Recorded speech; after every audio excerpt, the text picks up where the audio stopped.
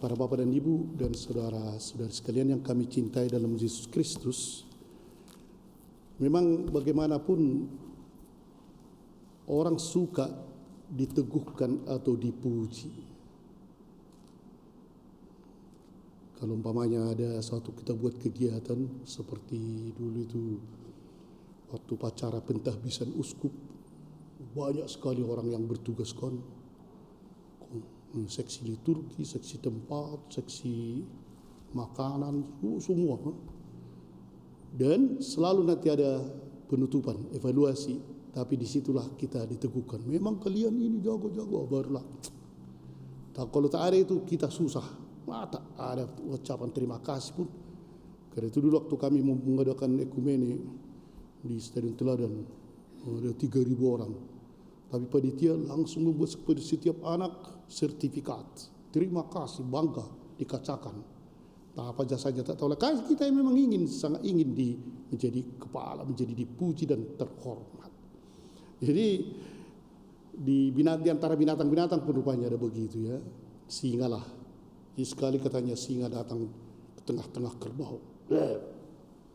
Tahu kalian siapa bos di sini? Siapa yang raja hutan? Semua kerbau mengatakan, ya kami tahu, Andalah. Bagus. Dia ke tengah-tengah rusa, beribu rusa di situ. Tahu kalian siapa di sini bos? Hormat kalian ya. Siapa ketua? Tahu? Ya kami tahu, Andalah. Ketahulah dia. Pergi dia ke tengah-tengah. Rupanya banyak juga buaya. Buaya pun tahu. Tahu kalian siapa bos di sini? Siapa kepala? Ya. Pergilah dia ke gajah. Hei gajah, kau makan rumput aja. Tahu kau siapa bos di sini? Siapa ketua di sini? Langsung gajahnya melilit dia dengan belalainya, berputar-putar dan campakkanlah ke pohon. Pusinglah singa ini. Apa jawaban singa itu? Tidak minta maaf, tidak. Kalau tak tahu jawabannya, janganlah marah.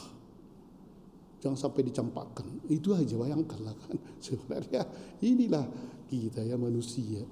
Pada hari ini ada sesuatu yang sangat luar biasa ya. Memang di tengah, apalagi pada zaman Yesus masih ada hamba ya, perhambaan. Sebelum Masehi dan sesudah Masehi, hamba memang yang dibelinya itu ada apa? Jual beli di pasar kan, menjual budak atau hamba. Ini kalau sehat, ini boleh, ini 1 juta, ini dibeli. Dan mereka ini memang tak ada hak apapun, tak ada hak. Kebebasan tak ada, dan kalau lari bisa dibunuh. Apalagi perbudakan Roma dulu ya. Jadi orang ini memang disuruh bekerja di ladang. Sudah syukur dia dikasih makan kan? Inilah yang tadi, membajak, menggembalakan ternak, dan sampai jam 7 malam masih kerja dia kan. Dua dah datang mereka ke rumah, tapi tuannya baru pulang. Walaupun sudah setengah mati orang ini, tak pernah tuannya, makan dulu kalian ya, mandi dulu baru datang. Enggak, layani dulu aku. Udah setengah mati letihnya, jam pagi sampai jam 7 malam kerja, sedikit pun tak dihargai.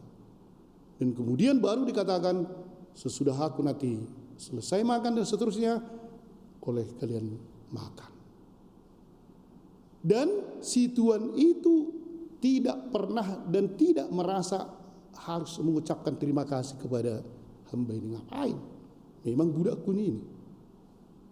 Dan itulah rupanya yang dibuat oleh Yesus menjadi suatu perumpamaan, suatu simbol di tengah-tengah orang Farisi dan dirinya. Yesus mengatakan di sini, ketika semuanya kita selesaikan, entah sukses atau bagaimanapun, perkataan ini harus keluar, kami ini hamba-hamba tak berguna.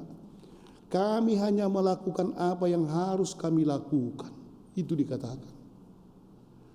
Sebenarnya memang kalau kita pikir-pikir,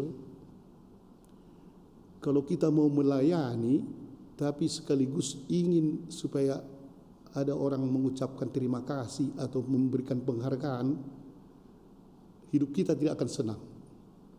Coba kalau kita berkauk-kauk di radio kan, tak seorang pun memuji. Saudara Petra membuat ilustrasi, Brigitte lagi menyapa seluruh dunia.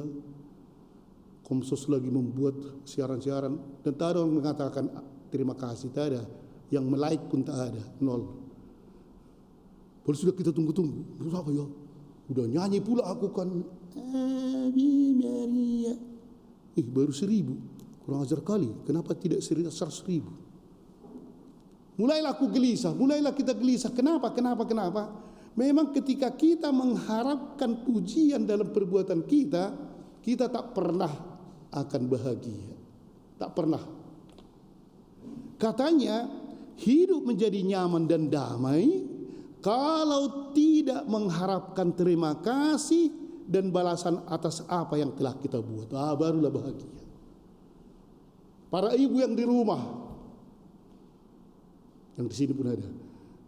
Kalau inilah prinsip rupanya dalam kekristenan kita. Tadi kan dibuat oleh Paulus surat kepada Titus ya, para orang tua harus begini, orang ibu yang sudah lanjut usia, ibu muda, anak muda, semua sebenarnya kurang lebih ini intinya. Hidup kita menjadi nyaman dan damai kalau kita tidak mengharapkan terima kasih dan balasan atas apa yang kita buat. Bagus juga ya, tapi adalah itu ya. Kalau mengharapkan terima kasih, sebenarnya kita bagaikan pengemis itu. Dia kan katakan bujur. Udah kubuat ini tak ada pula dikatakannya terima kasih. Ngiri kali orang ini ya. Percuma kaya. Percuma begini. Udah banyak kali pun tugas percuma. Kita bagian pengemis, kasihlah, bilanglah terima kasih. Pengemisnya kita di situ. Jadi sebenarnya kita rendah itu.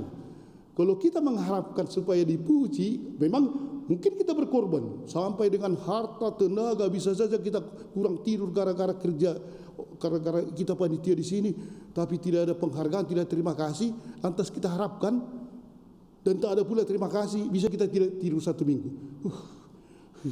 Takkan mau lagi aku, takkan mau lagi aku. Inilah sifat pengemis. Jadi kita sebenarnya bekerja walaupun memang layak dihargai, tapi jangan pernah itu diharapkan. Karena kalau seperti itu kita mengharapkan, kita akhirnya tidak bebas lagi menentukan kubuatkah atau tak kubuatkah. Dan selalu kita tunggu, kalau tak ada maka kita kecewa. Pada hari ini apalagi kita berhadapan dengan Tuhan ya. Semuanya kita sebenarnya sangat tergantung kepada Tuhan. Dan kadang-kadang kita pikir itulah jasa kita kepada Tuhan dan kita mau menuntut Tuhan. Tuhan, aku udah begini. Bayangkanlah sudah jadi suster, sudah komsos sampai malam-malam. Bagaimana Tuhan? Masa tidak memberikan ini? Wah. Terus sifat-sifat seperti ini rupanya itulah sifat perjanjian lama. Kita masih hidup dalam perjanjian lama seperti orang yang menantikannya itu. Dan kalau kita lihat memang Yesus sebagai Tuhan, sebagai guru besar, sebagai rektor universitas seluruh dunia, dia yang membasuh kaki mahasiswanya yang bodoh si Petrus. Dia yang membasuh kaki si Judas kurang ajar itu. Dia yang melipat kainnya, kemudian meletakkannya agar bisa dia melap itu dan seterusnya. Melayani. Dan melayani itu, kalau pelayan memang seperti tadi, tak perlu ditunggu terima kasih. Kalau gitu bukan pelayan kita Tuhan. Dan pada hari inilah para bapak dan ibu dan saudara sekalian diingatkan oleh Yesus dalam Lukas 17:7-10 ini, marilah kita kembali ke jalan yang benar, bahwa ketika kita berbuat atau memperoleh atau bagaimanapun kita alami di dunia ini, tak usah kita menuntut sesuatu. Pasti diberikan Tuhan, tak usah takut, pasti diberikan.